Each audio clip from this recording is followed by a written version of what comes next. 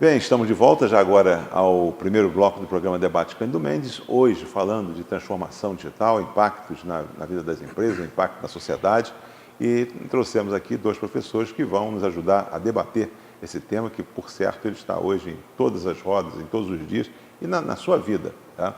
Professor Dalmo, se eu estivesse entrando hoje em sala de aula, num primeiro período, onde tivesse que dar uma aula com relação ao que é o que é o digital, até porque a sua também, o seu curso também tem a ver com isso.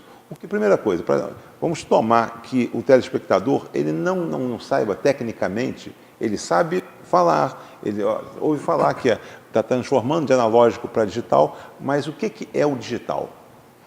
Bem, de forma mais simples, o digital é uma representação, né, do analógico. Né? O mundo é analógico. A gente está falando, a nossa voz é uma onda que prossegue pelo ar, né, e chega até as pessoas, o ouvido é analógico, ou seja, o mundo é analógico. Só que, quando a gente está trabalhando de forma analógica, né, em termos de eletrônica e tudo mais, ele é muito mais suscetível a ruído, é muito mais complexo de se trabalhar dessa forma. E a parte digital que entra aí, né, que fala de dígitos, né, a gente vai entrando na parte da computação. Então, é a forma como esses sinais são representados. Então, a precisão, né, é muito maior quando você está trabalhando com a parte digital. Ou seja, o seu controle no digital é muito maior do que no analógico, em termos de programação, em termos de eletrônica e tudo mais. Então, esse termo interfere em tudo que a gente está fazendo. Então, a internet, a gente fala digital a todo momento. Mas por quê? Porque os dados que estão trafegando pela internet são dados digitais. Ou seja, ele tem uma característica um pouco diferente dos sinais analógicos que a gente tem no dia a dia, no mundo ao nosso redor. Professor Márcio, nessa sequência, também para o telespectador, então ele acaba de conceituar, classificar, expor, né, o que vem a ser o digital. O digital, então, ele vem e ele é uma fibra ótica na condução. Isso. Quando você passa com uma fibra ótica, como se você estivesse falando, né, pela fibra ótica, e elementos ali, eles fazem, de alguma forma, propagar aquilo ali de uma forma muito mais limpa, muito mais clara e muito mais veloz. Mas o que para o professor Márcio, o que tem sido essa coisa da transformação digital desde quando você tomou conhecimento, e o que você pode falar com relação a isso? Eu era analógico na década de 80. Era uma pessoa que trabalhava com instrumentos analógicos. Até hoje eu tenho um relógio analógico no pulso, ele tem ponteiros. E tive a sorte de ser apresentado à informática há mais de 30 anos e conseguir mudar essa visão de mundo e acompanhar o desenvolvimento dessa microinformática, que para mim foi a minha entrada no mundo digital. De lá para cá, eu tenho visto acontecerem muitas mudanças que eu mesmo hoje, às vezes, não consigo ter segurança em assumir, né, esse mundo digital. Mas, com certeza, ele é mais rápido, é mais preciso e é mais produtivo. Ele nos dá aquilo que às vezes nós temos menos tempo. Ele aumenta a qualidade da nossa vida com todas as facilidades que são criadas. Então, acredito que essa transformação digital, ela é benéfica, ela é boa para a vida das pessoas. E eu imagino que quem está nos assistindo também consegue imaginar essas diferenças da vida do cotidiano de hoje, com um celular, de chamar um transporte, de saber como está seu filho, de saber a que horas, o tempo exato de tomar uma medicação e todas as facilidades não enxergadas. Professor Dalmo, então, na verdade, o digital ele já está tão incorporado, né, em nós, né, que é o exemplo bem dado agora pelo professor Márcio, com relação ao relógio, quer dizer, ele mostra exatamente, quer dizer, algo que seria algo do passado, seria algo do velho. Tem alguma relação quanto a isso?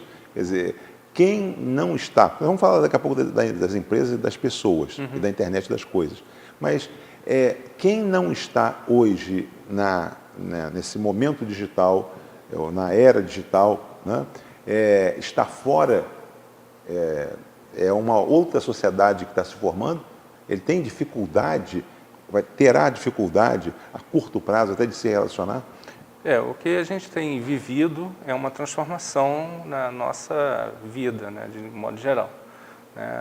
A computação entrou com muito mais rapidez, as transformações da computação, a parte digital inclusive, ela tem vindo muito rápido, os avanços. Então, uma pessoa que estaciona no tempo acaba sendo atropelado por essas transformações, né? Você vê, às vezes tem uma profissão que a pessoa está ali, ela não... Antigamente ela podia nascer e morrer trabalhando daquele jeito, né? Cansei de ouvir pessoas falando que queria ir para a fábrica trabalhar porque era um ponto onde a pessoa podia ir e vivia a vida toda. O pai trabalhava 35 anos numa Exatamente. trançadeira, o grande prêmio dele era que o filho assumisse aquela trançadeira dele. Exatamente. Né? Mas o que acontece? Essa mesma trançadeira, né, já mudou ao longo do tempo para aumentar a produção e tudo mais. Ou seja, novos equipamentos estão demandando novas habilidades das pessoas que esse pai da trançadeira antigamente não conseguiria fazer hoje em dia. O filho, porventura, se ele tem um estudo mais novo, já tem uma tecnologia mais nova à disposição dele, e talvez tenha uma facilidade muito maior de se adaptar a que o pai dele trabalhou naquela época. Agora, se a pessoa estudando, ela tem que estar toda hora estudando, né, mudando. O professor Márcio, nós falamos logo no início, na abertura, com relação àqueles números das empresas na década de 50 e agora já em 2011, que o número muito reduzido. E qual era a semelhança delas? Todas elas já operavam. Começando já a entrar agora com relação ao modelo digital de trabalho, de implantação nas indústrias e tal. Isso já está evidente, já começa, porque ali quando a gente fala o seguinte, a gente fala em corredor da morte, né? A gente fala em aviso prévio para aquele que não, dentro do seu estabelecimento, ele não incorporar a cultura digital, né? Como é que você vê essa questão? Dependendo do processo e que nós estejamos falando, é realmente um corredor da morte, porque a produtividade e as características da entrega do produto ao consumidor final dependem hoje de máquinas que produzem de uma forma que o ser humano não pode produzir. E a digitalização controla processos, controla logística, as distâncias, o tempo. Isso não quer dizer, na parte dos empregados, que o homem vai ser substituído. Ele vai ser substituído onde ele não deveria estar. Onde ele pode produzir mais, ele permanece. Onde ele tiver a gestão, onde ele tiver a contextualização, características humanas, o homem sempre vai continuar. Isso não é um risco para o trabalhador. Agora, o risco é não acompanhar os processos digitais, a educação digital específica, em relação à evolução desses processos, porque o chão de fábrica mudou. Ele hoje precisa de uma complexidade, precisa de uma educação diferenciada, tanto pela parte do gestor como pela parte do trabalhador. Essa é a minha visão desse momento e muito urgente. Dalmo, você acredita que parte da população, quer dizer, dos empresários, vamos falar já agora, começar a trabalhar no mundo, mas trazendo para o Brasil, já associou, já se apropriou dessa cultura digital ou ainda você tem encontrado resistência com relação a isso? As empresas, de modo geral, elas têm que se adaptar, porque senão vai ser atropelada, né? Porque uma fábrica que tem equipamentos novos e tudo mais, ela tem uma produtividade muito maior do que a outra, que não está acompanhando as novas tecnologias que estão por aí. Agora, essa necessidade da educação, né? Ou seja, basicamente a educação daquele aquele trabalhador que está lá, ela é extremamente necessária, né? Muitas das empresas estão pagando isso, porque esses trabalhadores eles não vêm com a preparo, eles têm que preparar eles dentro da fábrica. Tem até um exemplo, não vou citar a empresa, mas ela adquiriu um equipamento da China para cá, em Friburgo. Um equipamento que fazia tarefas em minutos de coisas que vários trabalhadores trabalhavam. Mas ela depende de um pessoal especializado trabalhando junto. Então, foi até interessante que eu ouvi esse comentário desse empresário, ele teve que fazer o quê? Toda vez que precisa fazer atualização na máquina, ele não tem ninguém aqui no país para fazer essa atualização, mas ele é obrigado a manter uma equipe do lado da máquina para caso haja alguma coisa acontecendo, para tomar uma atitude naquele momento. Mas quem controlava a máquina era um chinês do outro lado do mundo. E dava suporte. O suporte vem lá da China, ele tomando conta da máquina aqui. Ou seja, o que falta nesse caso? Falta alguém aqui que controle aquela máquina.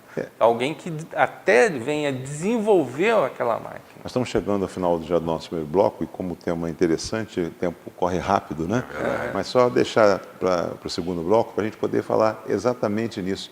Quer dizer, na verdade, esse profissional que hoje, a princípio, estava temendo essa máquina que chegaria, ele tem que se qualificar. Exatamente. Né? Ele tem que buscar. Nós falávamos até no intervalo, da abertura, que hoje, no campo, as máquinas, no Mato Grosso, de soja, de trigo, coisas desse sentido, as máquinas são verdadeiros aviões com computadores, né? Ali dentro, tudo digital.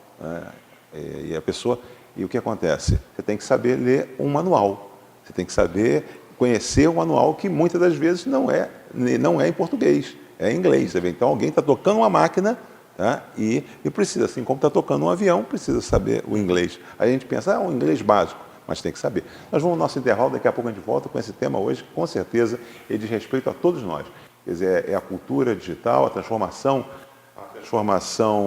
digital da sociedade, das empresas e, naturalmente, das pessoas.